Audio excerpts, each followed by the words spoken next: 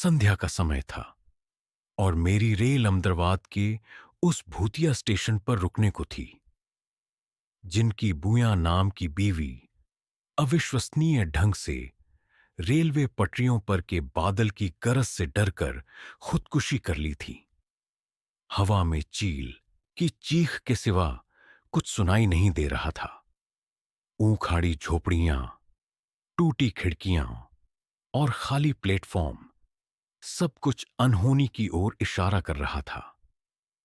तभी एक महीन बूढ़ा सा आदमी ने भटकती आत्मा की तरह प्लेटफॉर्म को घूरता हुआ मेरी तरफ बढ़ा।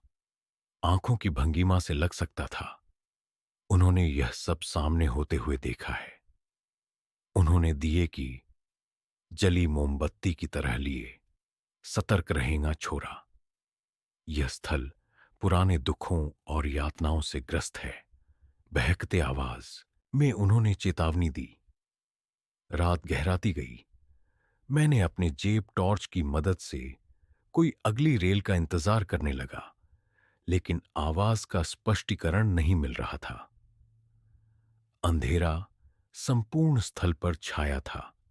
अचानक एक सुनहरी रोशनी मेरी ओर बढ़ने लगी। मैंने अपनी जेब टॉर्च बंद की और उस रोशनी की ओर देखा। एक रेल उस प्रकाश पटल के माध्यम से जैसे तैसे दिख रही थी। मैं चिंतित हुआ, क्योंकि उस रेल का नाम न कोई नंबर था, न ही कोई लोगो। मन में डर और हैरानी के कोलाहल के बीच मैं उस रेल में चढ़ गया। भीतर का माहौल शांत था। केवल जल रही मोमबत्तियों की लौ झूल रही थी। फिर एक खामोश खिड़की खुली और उसमें एक महीन सीधी सूरत दिखाई दी। भूइयां थी वह, हवा के झोंके में झूलते बाल और पहनी लहरती सादी। उसकी आंखों में गहरा गम और विरह का सागर था। उसने मुझे देखा और मुस्कान के साथ हमें आवाज दी, आप